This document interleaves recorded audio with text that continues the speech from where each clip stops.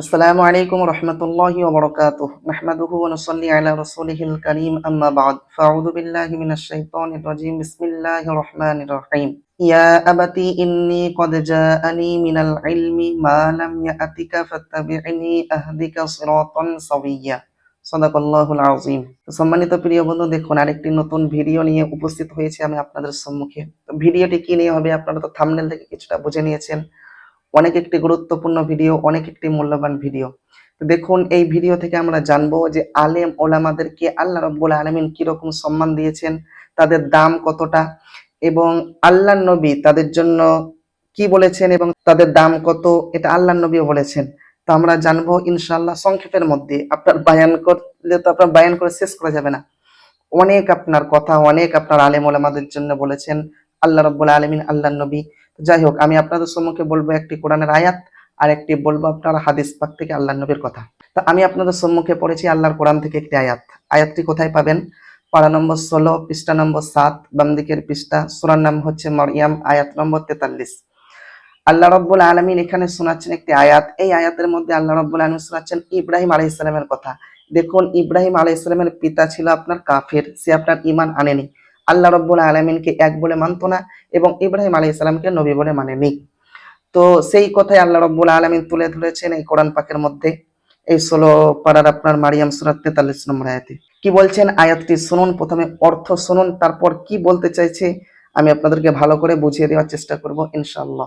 দেখুন, আল্লাহ রাব্বুল আলামিন বলছেন যে ইয়া আবাতি, ইব্রাহিম আলাইহিস সালাম কি করলেন? ইয়া আবাতি, হে আমার পিতা, ইন্নী কদ জাআনি মিনাল ইলম, আমার কাছে যেই জ্ঞান আছে, আমার কাছে যেই ইলিম আছে, মা লাম ইয়াতিকা, হে আমার পিতা, তোমার কাছে সেই ইলিম নেই, তোমার কাছে সেই জ্ঞান নেই। অর্থাৎ তুমি কি করো? ফাত্তাবিইনি, অর্থাৎ তুমি কি করো? আমার ইত্তেবা করো, আমার অনুসরণ করো। আমি কি করব? আহদিকা সিরাতান সাওয়্যা, আমি ইব্রাহিম তোমাকে সোজা সরল পথ দেখিয়ে দেব। এটা হচ্ছে আপনার আয়াতের অর্থ। এবার এখান থেকে আমাদেরকে বুঝতে হবে যে আল্লাহ রাব্বুল আলামিন আমাদেরকে কি বোঝাতে চাইছেন। তো ইয়া আবাতি, হে আমার পিতা, ইন্নী কদ জাআনি মিনাল ইলম, আমার কাছে যে জ্ঞান আছে, আমার কাছে যে ইলম আছে, সেই জ্ঞান সেই ইলম তোমার কাছে নেই। এবার দেখুন, ইব্রাহিম আলাইহিস সালামের কাছে কিসের জ্ঞান ছিল? ইব্রাহিম আলাইহিস সালামের কাছে আপনার জ্ঞান ছিল আল্লাহর জ্ঞান, আপনার কোরআনের জ্ঞান। নবীদের কাছে কিসের জ্ঞান থাকে? সব আপনার আল্লাহ রাব্বুল আলামিনের জ্ঞান। আল্লাহ রাব্বুল আলামিন যেটা বলেন তেনারা সেটাই করেন, যেটা নিষেধ করেন সেটা তেনারা করেন না। তো দেখুন, এখন আমাদের জামানায় কাদের কাছে আপনার কোরআনের জ্ঞান আছে, কাদের কাছে আপনার আল্লাহ যে কথা বলেছেন সেই কথার পরিপূর্ণ জ্ঞান আছে? আলেম ওলামাদের কাছে। তখন ইব্রাহিম আলাইহিস সালাম বললেন, আমার কাছে যেই জ্ঞান আছে, মা লাম ইয়াতিকা, তোমার কাছে সেই জ্ঞান নেই। এবার দেখুন, এখানে আমি কথা বার করি। দেখুন, আলেম ওলামাদের কাছে যেই জ্ঞান আছে, আম মানুষদের কাছে সেই জ্ঞান আছে নেই। কিন্তু আপনার কিছু কিছু আম মানুষ যারা আপনার কিছুই জানে না, তারা আপনার বহুত বদমাশ হয়, বহুত আপনার কি বলবো, আপনার তারা আলেম ওলামাদেরকে অনেক আপনার বেইজ্জত করে। প্রথমত আপনার ইমাম, ইমাম দেখে তো আপনার কি আর বলবো, আপনার রাখাল চোখে দেখে, ভাবে যে আমার বাপের গোলাম। তো দেখুন, তাদের জন্য আমি বেশি বলতে চাই, সেই রকম ভাববেন না। যতদিন আলেম আছে ততদিন আপনার দিন আছে, ততদিন ইসলাম আছে, ততদিন ঠিক থাকবেন। এটা আল্লাহ নবীর কথা। আল্লাহ নবী বলছেন এমন এক জামানা আসবে, ইলিম আস্তে আস্তে উঠিয়ে নেওয়া হবে। তো কেমন করে উঠিয়ে নেওয়া হবে? তাদেরকে কি বুক থেকে আপনার ইলিম ছিনিয়ে নেওয়া হবে? আল্লাহ নবী বলছেন না, ভালো ভালো আলেমদেরকে দুনিয়া থেকে তুলে নেওয়ার মাধ্যমে আপনার কি করা হবে? ইলিম উঠে যাবে।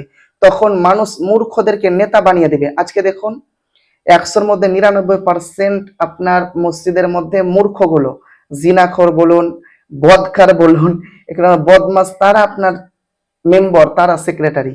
এই যে আপনার আজকে দেখুন আমরা কি করছি? মূর্খদেরকে নেতার খাতাতে বসিয়ে দিচ্ছি। যাই হোক, আমি যে কথা বলছিলাম, ইব্রাহিম আলাইহিস সালাম বললেন, সেটা আমাদের জামানায় এখন আপনার ফিটকাবে আলেম ওলামাদের জন্য। আল্লাহ নবী কি বলেছেন? আল উলামা ওয়ারাসাতুল আম্বিয়া, আলেম ওলামা হচ্ছে আমার ওয়ারিস। আল্লাহ নবী বলেন, আমি কোনো জমি ছেড়ে যাইনি যে জমির তারা ওয়ারিস, আমি ঘর ছেড়ে যাইনি যে তারা আলেম ওলামারা আমার ঘর ভাগ নিবে, তারা ওয়ারিস না। এটা হচ্ছে আপনার কোরআন হাদিসের ওয়ারিস। কোরআন, আল্লাহর কোরআন, এই করে আমার হাদিস, তারা কি করবে? যতদিন আলেম আছে তারা হচ্ছে আমার ওয়ারিস, আমার কাজ আলেম ওলামারা করবে। তো যাই হোক, সে আয়াত থেকে আমরা বুঝতে পারলাম যে আমাদেরকে ইত্তেবা করতে হবে, অনুসরণ করতে হবে আলেম ওলামাদের। মোট কথায় যাদের মধ্যে কোরআনের জ্ঞান আছে। কোরআনের জ্ঞান কাদের কাছে থাকে? আলেম ওলামাদের কাছে থাকে। তারা কি করবে? আপনাকে আমাকে আহদিকা সিরাতান সাওয়্যা, সোজা সরল পথ দেখিয়ে দেবে। এইটা হচ্ছে আপনার আল্লাহর কোরআনের আয়াত। এবার আল্লাহ নবীর একটি হাদিস শুনুন। আবু দারদা রাদিয়াল্লাহু আনহু হাদিসটি বর্ণনা করছেন। তিনি বলছেন যে আল্লাহর নবী বলেন যে কুন আলিমান, তুমি আলেম হও।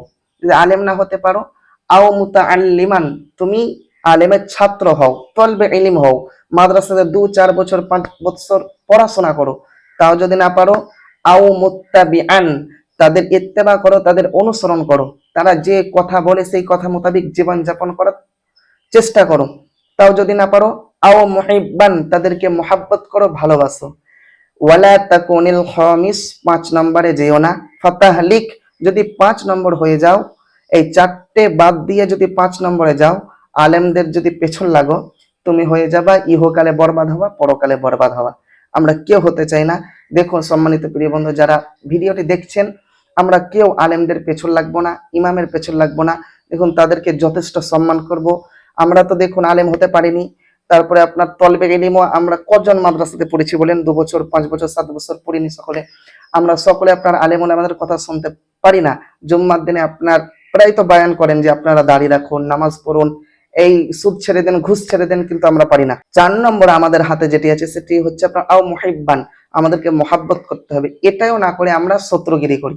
তো সেই সব বাদ দিন, ভালো হয়ে যান। আপনার আপনি যখন মারা যাবেন, যাতে দুটো মানুষ আপনার জন্য দোয়া করে, এইরকম মানুষ হওয়ার চেষ্টা করুন। আল্লাহ রাব্বুল আলামিন আপনাকে আমাকে বলার থেকে শোনার থেকে বেশি বেশি আমল করার তৌফিক দান করুন। আমিন। আসসালামু আলাইকুম ওয়া রাহমাতুল্লাহি ওয়া বারাকাতুহু।